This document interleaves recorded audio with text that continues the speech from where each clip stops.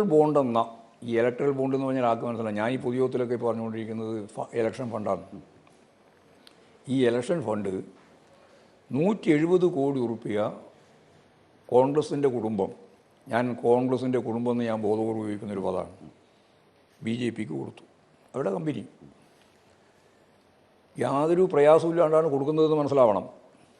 യാതൊരു പ്രയാസമില്ലാതെ BJP അത് വാങ്ങുകയും ചെയ്യാണ്. വാങ്ങുകയും ചെയ്തു എന്ന് മാത്രമല്ല, അതോടുകൂടി ആ കേസും ഇല്ലാതായി. ഇതാണ് EDയുടെ ഒരു രീതി. ഒരു ഗുണ്ടാ പിരിവിന് BJP ഉപയോഗിക്കുന്നൊരു ഉപകരണമാണ് ഈ ED. അത് പാർട്ടിയെയും പ്രസ്ഥാനങ്ങളെയും പ്രതിപക്ഷത്തെയും ഇപ്പോൾ കെജ്രിവാളിനെയും ഒക്കെ പ്രതിയാക്കുക, കേസാക്കുക, ജയിലിൽ കിടത്തുക. പക്ഷേ സുപ്രീം കോടതിയും കോടതികളും ഇപ്പോൾ ഏറ്റെടുത്തുകൊണ്ടിരിക്കുന്ന ഒരു കാര്യമുണ്ട്. ഇവർക്കിങ്ങനെ എല്ലാവരെയും ആവശ്യമില്ലാതെ കേസിൽ പ്രതിയാക്കി വർഷങ്ങളായി അല്ലെങ്കിൽ മാസങ്ങളായിട്ട് ജയിലിൽ കിടത്താനൊന്നും അവകാശമില്ല. നിങ്ങൾ ഈ കേസിന് വല്ല തെളിവുണ്ടോ, ആ പണം കണ്ടെത്തിയിട്ടുണ്ടോ എന്ന ചോദ്യത്തിന് ഇല്ല എന്ന് ഉത്തരം കിട്ടിയാൽ അപ്പോൾ തന്നെ ജാമ്യം കൊടുത്ത് വിടുന്ന അവസ്ഥയിലേക്ക് കാര്യങ്ങൾ മാറിയിട്ടുണ്ട്. EDയുടെ പല്ല് കൊഴിഞ്ഞിരിക്കുന്നു എന്നാണ് അതിൻ്റെ കൃത്യമായ അർത്ഥം. പക്ഷേ